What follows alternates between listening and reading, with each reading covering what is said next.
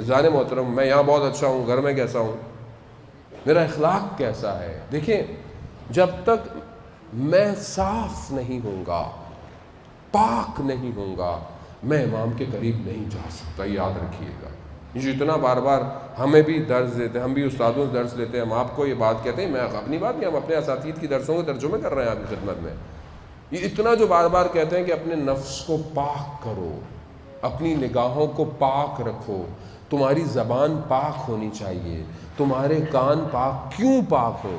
کیونکہ قرآن کہہ رہا ہے ہم نے ان سے نجاست کو دور کیا ہوا ہے، نجاست ان کے قریب نہیں جا سکتی ہے. تو کیسے ہو سکتا ہے کہ خدا نہ خواستہ میرے اندر کوئی نجاست ہو اور میں ان کے قریب؟ یہ تو ان کا کرم ہے کہ میری اتنی غلطیوں کے باوجود بھی مجھے اپنے پاس بلا لیتے ہیں.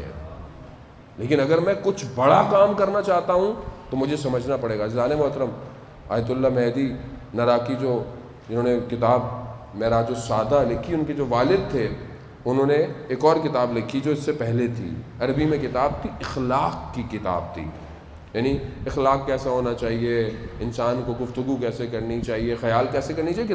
کتاب نجف کے حوزے میں بڑی مشہور ہو گئی. تو جب یہ زیارت پہ گئے نجف تو وہاں کے علماء نے ان سے ملنے آئے کہ آپ نے بڑی زبردست کتاب لکھی ہے. ہر شخص ملنے آیا، ایک عالم ملنے نہیں آیا. کون؟ وہ سید مہدی بحر العلوم. سید مہدی بحر العلوم ان عالموں میں سے ایک عالم ہے کہ جنہیں امام زمانہ نے اپنے سینے سے لگا کر علم عطا کیا ہے. وہ ہے کہ جو ابھی بھی عالم برزخ میں امام علی علیہ السلام کی دربار میں باہر نگہبان ہے، کہ جسے روح بلانے والے بھی ان کی روح کو بلا نہیں پائے تو انہوں نے پیغام بھجوایا کہ میری جہاں نوکری ہے وہاں مجھے ایک لمحے کو بھی فرصت نہیں ہے. اس مقام پر ہے، بہرحال یہ ایک الگ بحث ہے. وہ نہیں آئے ملنے تو انہوں نے کہا کہ میں خود چلتا ہوں، میں جاتا ہوں. تو لوگوں نے بولا بھائی آپ کہاں جا رہے ہیں؟ ان کو آنا چاہیے تھا. خیر نہیں گئے. یہ گئے تو درس دے رہے تھے، بیٹھ گئے، درس ختم ہوا، نارمل سلام دعا، چلے گئے. پھر انہوں نے کچھ دن گزرے تو انہوں نے کہا میں پھر جاتا ہوں ملنے. تو ان کا آپ قبلہ پہلے گئے تھے، انہوں نے تو صحیح طرح بات ہی نہیں کی. کہا کوئی مسئلہ نہیں ہے، میں پھر گئے.